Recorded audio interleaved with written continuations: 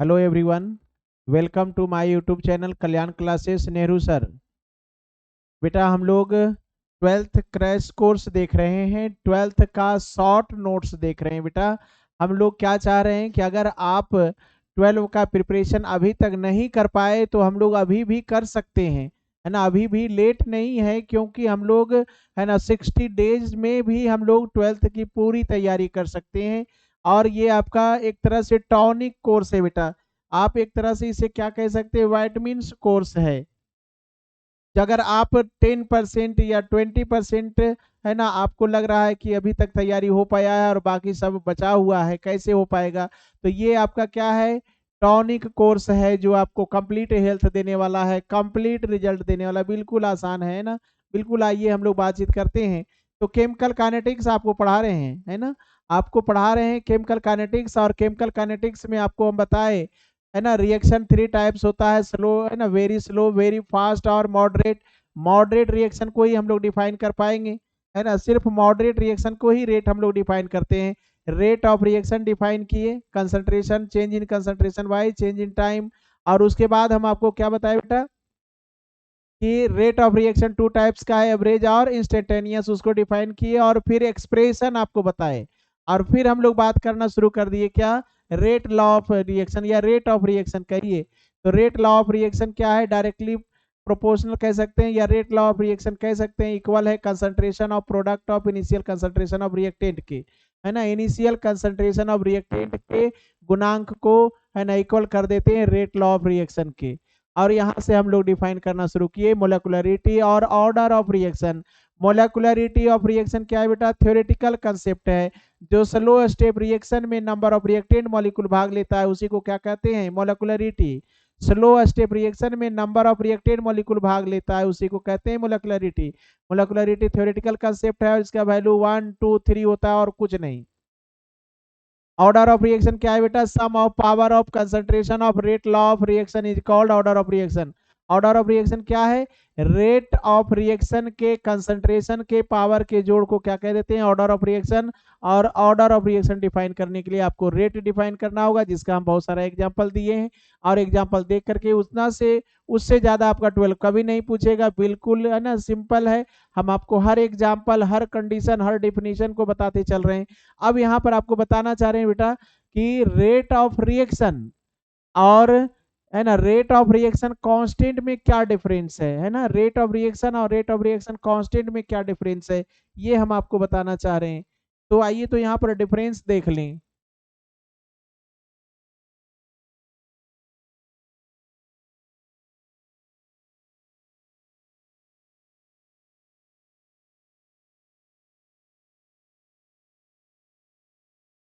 यहाँ पर हम लोग डिफरेंस देख लें।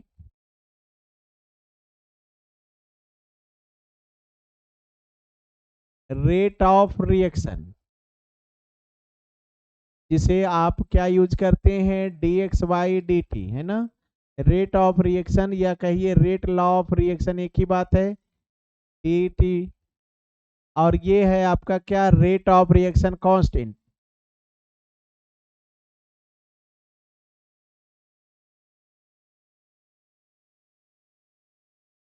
रेट ऑफ रिएक्शन कांस्टेंट, है ना, ये आप समझ जाएंगे। R K to the power n means क्या होता है, रिएक्शन। और इसे हम लोग अब डिफरेंस फॉर्म में, सबसे पहला डिफरेंस क्या होगा बेटा, डेफिनेशन। सबसे पहला डेफिनेशन, डेफिनेशन है ना, डिफरेंस को डेफिनेशन ही लिखा जाता है। देखेंगे यहाँ पर आप बात,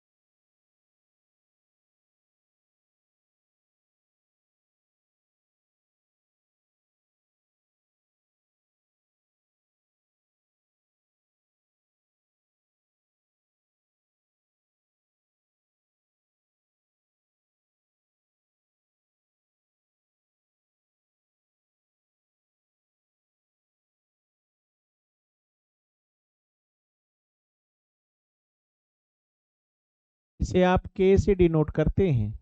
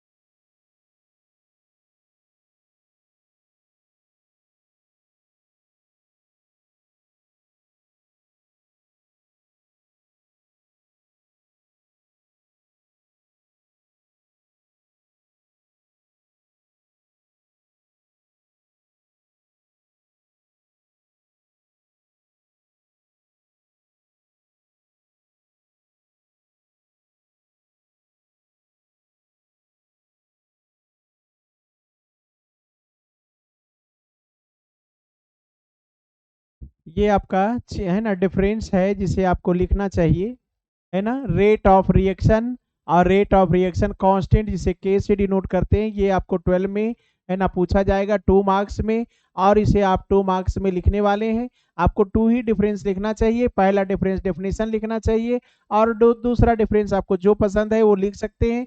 तो रेट ऑफ रिएक्शन का डेफिनेशन क्या है बेटा? The change in concentration of, है ना, reactant in interval of time. क्या कहा जा रहा है? Change in concentration of reactant in interval of time को क्या कहा जाता है? Rate of reaction. और रेट ऑफ रिएक्शन कांस्टेंट किसे कहते हैं बेटा? Unit concentration of rate of reaction, है ना। रेट ऑफ रिएक्शन के कंसंट्रेशन का वैल्यू यूनिट हो जाए, 1 हो, है ना, 1 मोलर हो, उसे कहते हैं रेट ऑफ रिएक्शन कांस्टेंट। अगला बात क्या है बेटा आपका? It depends upon initial concentration of reactant, है ना। रेट ऑफ रिएक्शन क्या है? इनिशियल कंसंट्रेशन ऑफ रिएक्टेंट पर डिपेंड है, और rate of reaction constant does not depend upon initial concentration of reactant. Rate of reaction constant क्या है बेटा? ऑलवेज कांस्टेंट है, ये इनिशियल कंसंट्रेशन ऑफ रिएक्टेंट पर डिपेंड नहीं है। अगला क्या बोला है? Rate of reaction change with time, है ना। ये क्या बोल रहा है आपका? Rate of reaction change with time,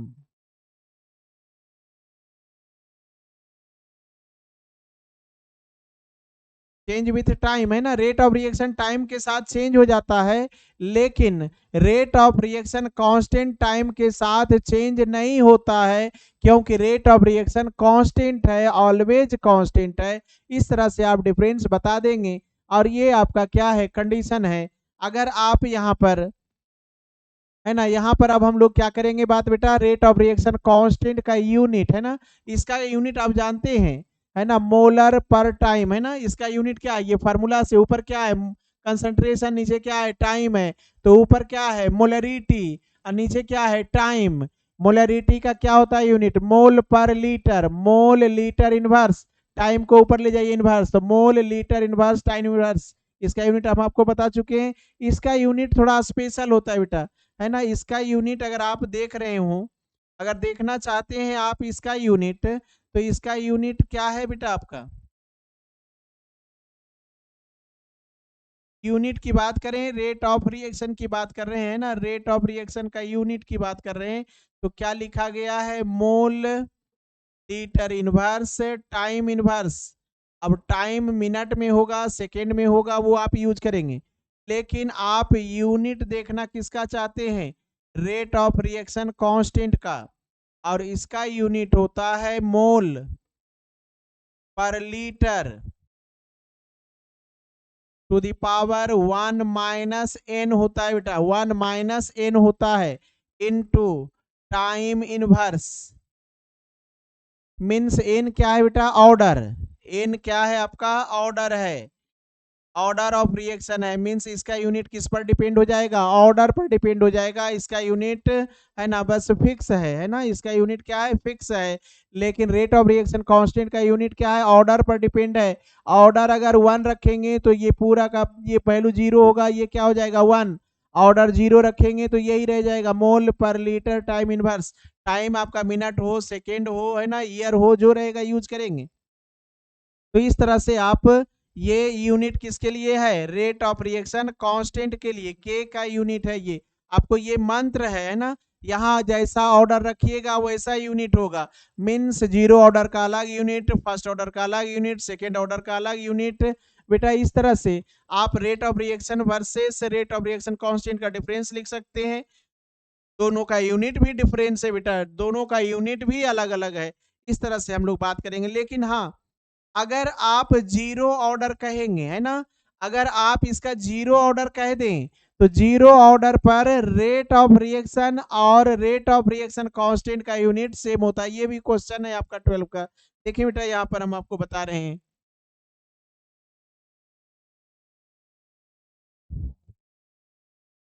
unit of के अगर हम लोग देखना चाहते हैं, तो यूनिट ऑफ के अगर आप क्या देखना चाहते हैं? 0 ऑर्डर। क्या देखना चाहते हैं? ऑर्डर 0। जब ऑर्डर 0 होगा, ऑर्डर क्या है? एन है ना, एन को ही ऑर्डर कहते हैं। एन क्या है बेटा? 0 है। और आप देखना किसका चाह रहे हैं? के का यूनिट। तो क्या है formula? Mole per litre to the power 1 minus 1 minus n into time inverse. अब एन का वैल्यू क्या है? 0।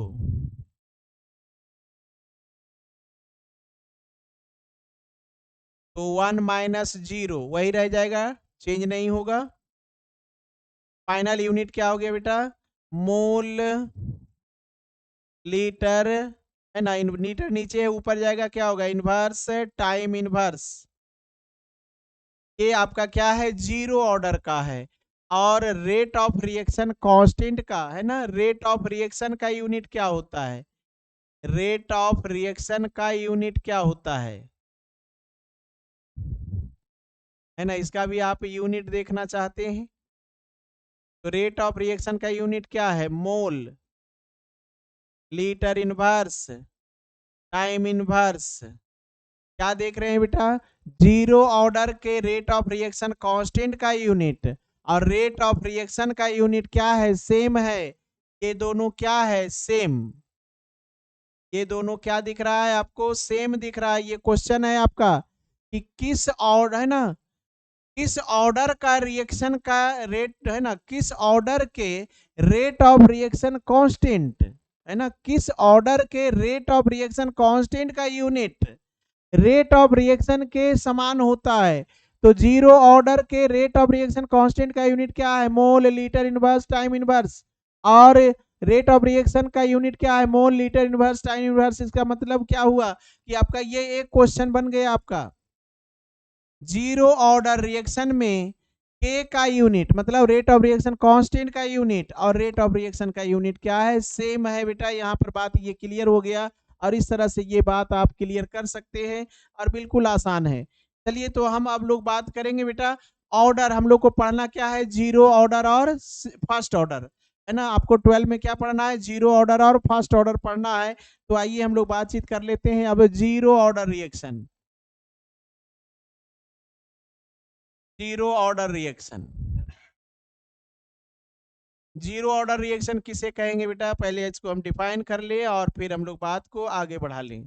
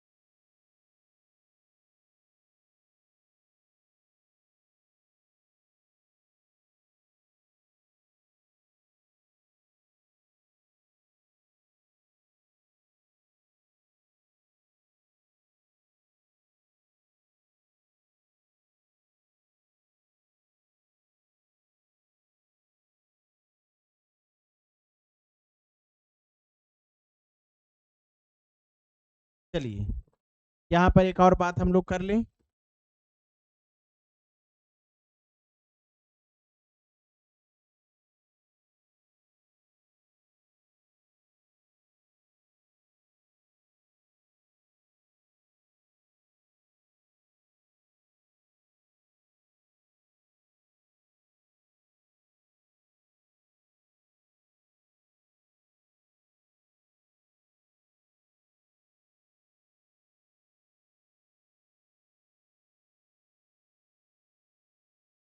देखिए तो हम लोग क्या लिखें बेटा, हम लोग इस बात को अब देखना चाहते हैं कि हम लोग यहाँ लिखे क्या हैं। जीरो ऑर्डर रिएक्शन का आपसे डेफिनेशन पूछा जाएगा तो आप क्या लिखने वाले हैं, तो लिखेंगे आप the chemical reaction does not depend upon initial concentration of reaction, है ना, या कहें आप रिएक्टेंट, यहाँ पर आप ज्यादा बेटर होगा क्या बोले, रिएक्टेंट।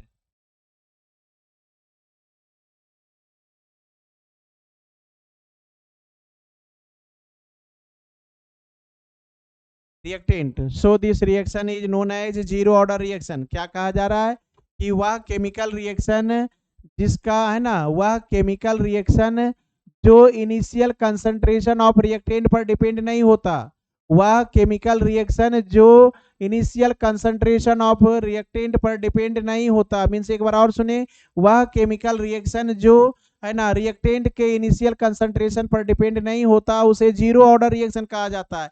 तो फिर वो किस पर डिपेंड होता है, तो zero order reaction depends upon catalyst, है ना, या हीट, वह केमिकल रिएक्शन जो कैटलिस्ट और हीट पर डिपेंड हो जाए। इसका मतलब है कि अगर रिएक्शन कैटलिस्ट पर डिपेंड है, हीट पर डिपेंड है, इसका मतलब उसका ऑर्डर हम नहीं बता सकते, क्योंकि वो बिना कैटलिस्ट का रिएक्शन नहीं कर सकता, मीन्स वो, है ना, जीरो ऑर्डर है। मान लो कि कोई आदमी, है ना बेटा, कोई आदमी किसी के कहने पर काम करता है ना, बहुत सारा होता है घर में ऐसा सदस्य है आलसी आदमी जो खुद से सोच नहीं सकता, खुद से काम नहीं करता, है ना, जब कोई उसे बोलेगा, है ना, जब कोई उसे डांटेगा, तब जाकर के वो क्या करता है, काम करना शुरू करता है। इसका मतलब है कि उसका जो काम करने का जो रिएक्शन है ना, काम करने का जो स्पीड है, वो क्या है, दूसरे पर डिपेंड है, वो खुद से नहीं करता। मीन्स कैटलिस्ट पर डिपेंड है, मतलब हीट पर डिपेंड है, ये खुद से नहीं करता। जैसे आप H2 प्लस Cl2 का रिएक्शन सनलाइट में कराते हैं, ये क्या है बेटा, सनलाइट है, ये साइन H न्यू है, इसे हम लोग क्या कहते हैं, सनलाइट, और तब जाकर बनता है ये आपका HCl, ये जीरो ऑर्डर रिएक्शन है। क्या फिर और भी आपका रिएक्शन है जो कैटलिस्ट के उपस्थिति में होता है, अगर आप ट्रिपल बॉन्ड या डबल बॉन्ड रखें और इसका रिडक्शन कराना चाहें, और यहाँ पर आप यूज करते हैं रेनी निकेल और टेम्परेचर यूज करते हैं 300 डिग्री सेंटीग्रेड, और ये आपका रिड्यूस रिड्यूस हो जाता है और बन जाता है आपका क्या, अल्केन। लेकिन ये किस पर डिपेंड हो गया है बेटा, कैटलिस्ट पर। अगर ये नहीं डालें तो ये रिएक्शन नहीं होता है ना, ये कैटलिस्ट या हीट ना डालें तो ये रिएक्शन नहीं होता। इसका मतलब है कि ये क्या है बेटा, जीरो ऑर्डर रिएक्शन है, और जीरो ऑर्डर रिएक्शन का ये बात है। और इस तरह से आप एग्जांपल डेफिनेशन, जब भी आपसे डेफिनेशन पूछेगा तो एग्जांपल भी बोलेगा कि एक एग्जांपल के साथ डेफिनेशन लिखें, तो आप इस तरह से लिख देंगे। और इसके बाद हम लोग बात कर लेते हैं इसके फार्मूला में, रेट ऑफ है ना, ये जीरो ऑर्डर रिएक्शन का फार्मूला क्या होता है देख लेते हैं हम लोग, है ना। जीरो ऑर्डर के फार्मूला मीन्स टाइम पीरियड निकालना रहता है, टाइम पीरियड निकालना रहता है। तो इसका होता है A naught minus A T by K. यहाँ पर क्या होता है बेटा, टाइम जो यहाँ पर निकालना है वो टाइम क्या होने वाला है, A naught minus A T by K हो गया है ये, है ना। ये आपका क्या है, टाइम पीरियड है, ये आपका क्या है, टाइम पीरियड है। और ए नॉट क्या है आपका, initial concentration, initial concentration of reactant. और आपका ये ए टी क्या है, concentration after time T, concentration after time T है। यहाँ पर आपका इस तरह से ये बात डिफाइन हुआ। और ये कौन है, रेट ऑफ रिएक्शन कांस्टेंट, है ना। ये आपका क्या है बेटा, रेट ऑफ रिएक्शन कांस्टेंट।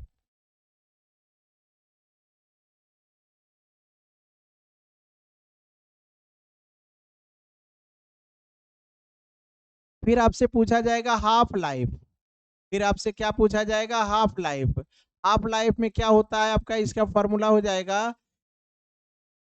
है ना। यहाँ पर आप ए नॉट रखेंगे और इसका हाफ है ना, ए नॉट, और ये हो जाएगा ए नॉट बाई हाफ, मतलब हो जाएगा ए नॉट बाई टू के। ये आपका हाफ लाइफ का फॉर्मूला हो गया, ये टाइम पीरियड का फॉर्मूला हो गया। और इस तरह से हो सकता है, इस तरह से आपका है ना फॉर्मूला ही पूछा जाएगा, ऑब्जेक्टिव में डायरेक्ट फॉर्मूला रखा जाएगा। और यहाँ पर यूनिट पूछा जाएगा, यूनिट ऑफ के, यूनिट ऑफ के अभी बताए थे हम आपको, यूनिट ऑफ के। तो यूनिट ऑफ के यहाँ पर क्या निकालना है, के इज इक्वल टू, फॉर्मूला अभी लिखे थे, फिर से हम एक बार बता रहे हैं, रिपीट कर रहे हैं, mole per litre to the power 1 - n। n क्या है, ऑर्डर है, n क्या है बेटा, ऑर्डर है। n का वैल्यू यहाँ क्या होगा, जीरो, n का वैल्यू क्या है, जीरो। जीरो रख दीजिए तो n कैंसिल हो जाए, 1 रह जाएगा। और आपका ये यूनिट दिख रहा है, जो दिख रहा है वो क्या है, यूनिट है। और लिख दे आप यहाँ unit, mole litre inverse time inverse. आपको जो टाइम दिया जाएगा वो टाइम यूज करेंगे, सेकेंड मिनट आवर सब कुछ जो होगा सो रख देंगे। और इस तरह से जीरो ऑर्डर रिएक्शन का काम खत्म हो गया। जीरो ऑर्डर रिएक्शन में क्या पूछेगा, definition, example, time period, half life, है ना। ये क्या है, टी हाफ मतलब क्या समझेंगे, हाफ लाइफ, हाफ लाइफ है। और क्या ये नोट क्या है, इनिशियल कंसंट्रेशन ऑफ रिएक्टेंट है, एटी क्या है, कंसंट्रेशन आफ्टर टाइम टी है। और ये आपका यूनिट ऑफ के है। इस तरह से हो गया जीरो ऑर्डर का बात खत्म, है ना। जीरो ऑर्डर आप तैयार कर लिए। अब आ जाइए फर्स्ट ऑर्डर में बात कर लेते हैं, फर्स्ट ऑर्डर में आखिर क्या बात है।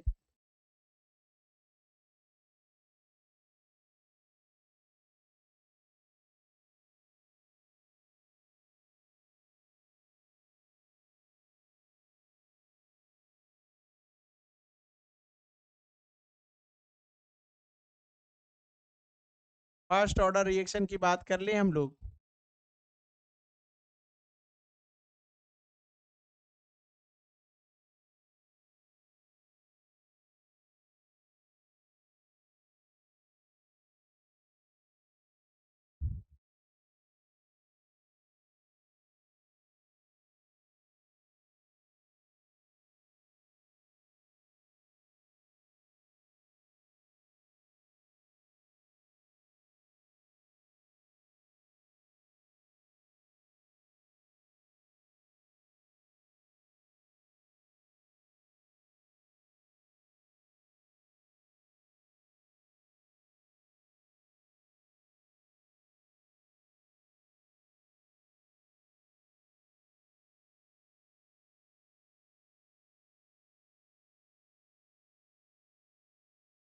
देखें क्या बोला गया है कि the chemical reaction in which only one reactant molecule takes part in slow step reaction, है ना।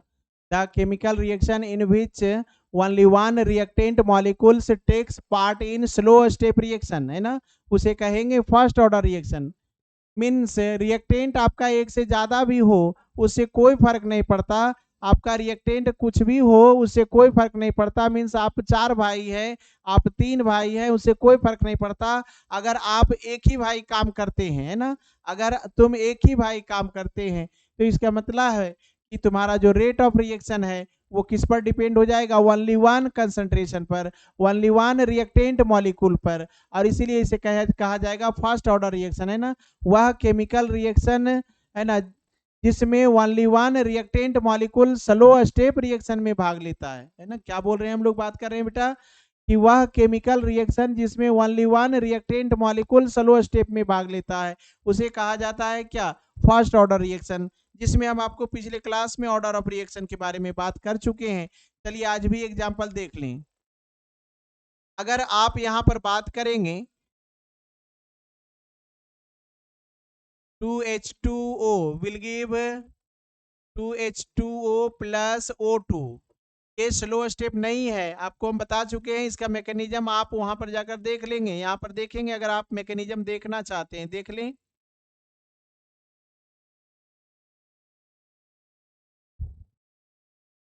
तो ये बताए थे कि अगर ये यहाँ पर ऑक्सीजन बाहर जा रहा है, ऑक्सीजन बाहर जा रहा है, नेसेंट ऑक्सीजन, है ना, ऑक्सीजन एटम अकेले एग्जिस्ट नहीं हो सकता, है ना, जिस तरह से, है ना, शिशु छोटा बच्चा अकेले एग्जिस्ट नहीं हो सकता, है ना, उसे कोई ना कोई चाहिए। चाहे अगर आप अभी पढ़ रहे हैं, है ना, आप अभी पढ़ रहे हैं तो क्या आप अभी अकेले एग्जिस्ट हो जाएंगे, क्या आपके गार्जियन से सपोर्ट खत्म हो जाए, गार्जियन से आपको जो रुपया मिलता है वो बंद हो जाए तो क्या आप एग्जिस्ट हो जाएंगे, बिल्कुल नहीं, है ना, आप एग्जिस्ट नहीं हो सकेंगे क्योंकि आप भी डिपेंड हैं गार्जियन पर। वही बात है, ये ऑक्सीजन क्या है, डिपेंड है किस पर, H2O2 पर, और इसीलिए ये अकेले एग्जिस्ट नहीं हो सकता। मीन्स जैसे अगर घर से आपको निकाल दिया जाए और कहा जाए कि अब इस घर से आपका कोई रिश्ता नहीं, तुम जा सकते हो, तब क्या होगा, है ना, बताओ। अब मान लो तुम्हें कह दिया जाए कि घर से अब जाओ, तो क्या आप स्पीड में घर से निकल जाएंगे, कभी नहीं, है ना, बिल्कुल स्लो निकलेंगे घर से, ताकि हो सकता है कि घर वालों का, है ना, मन बदल जाए और वो बुला ले। तो वही बात है, ये ऑक्सीजन को क्या है, भगा रहा है, लेकिन ये स्लो जाएगा क्योंकि हो सकता है कि इसका मन बदल जाए, इसलिए यहाँ स्लो होगा। लेकिन वही सेकेंड स्टेप में आपके पास 2H2O2 है और ये बुला लेता है, कोई रिश्तेदार अगर आपको बुला ले उसी समय, तो आप दौड़कर उस रिश्तेदार के घर जाएंगे क्योंकि आपको वहां आस्था मिलने वाला है। और इस तरह से स्लो स्टेप ही आपका सब कुछ है, मोलेकुलरिटी भी यही है और ऑर्डर भी यही है। इसका मतलब ये रिएक्शन आपका क्या है, फर्स्ट ऑर्डर है। एक और रिएक्शन हम आपको सूडो फर्स्ट ऑर्डर का बताए थे, वो भी हम आपको यहाँ लिख दे रहे हैं।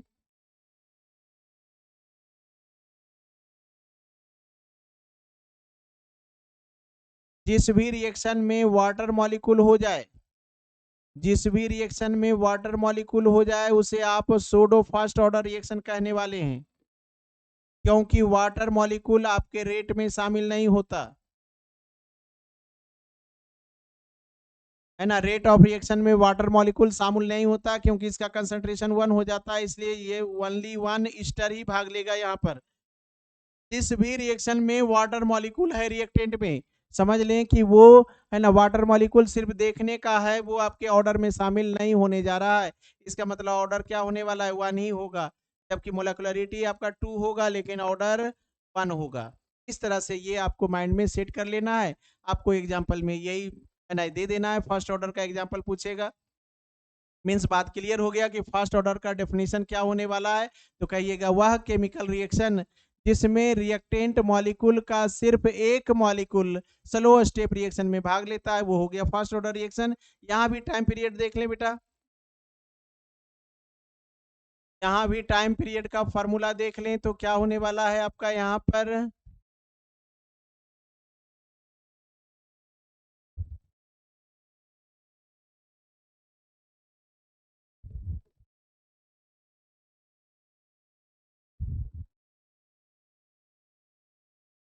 ये आपका हो गया है ना टाइम पीरियड।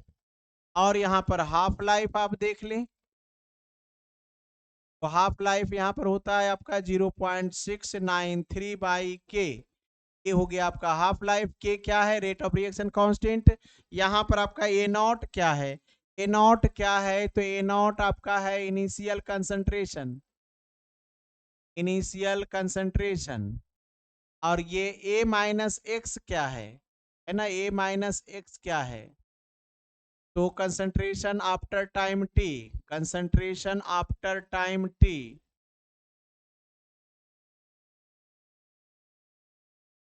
क्योंकि टाइम पीरियड आपका क्या है? टी है। और इस तरह से ये आपका जीरो ऑर्डर का टाइम पीरियड फार्मूला हो गया, ये हाफ लाइफ फार्मूला हो गया है ना। ये क्या है आपका? हाफ लाइफ फार्मूला है। हाफ लाइफ है ना, फर्स्ट ऑर्डर का हाफ लाइफ में क्या कंसंट्रेशन है? कंसंट्रेशन कौन है? ए है, नहीं तो एक्स है। क्या फर्स्ट एंड हाफ लाइफ में कंसंट्रेशन दिख रहा है? नहीं। तो क्या बोलिएगा कि फर्स्ट ऑर्डर रिएक्शन कंसंट्रेशन पर डिपेंड नहीं होता है ना। क्या लिखने वाले हैं? Half life of first order reaction, first order reaction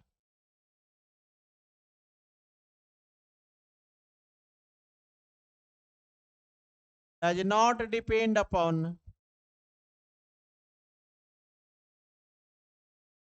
initial concentration, initial concentration of reactant।